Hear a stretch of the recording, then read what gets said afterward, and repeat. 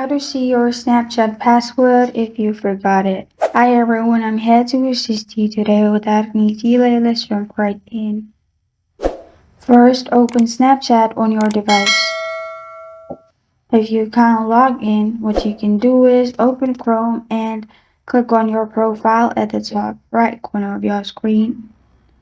After you click on your profile at the top right corner of your screen, you will find this kind of screen. In here, click on Google Password Manager. After you click on Google Password Manager, scroll down in here and search for Snapchat and click on it.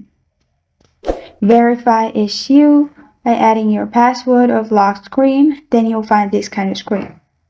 Now click on the I button and you will be able to see your Snapchat password.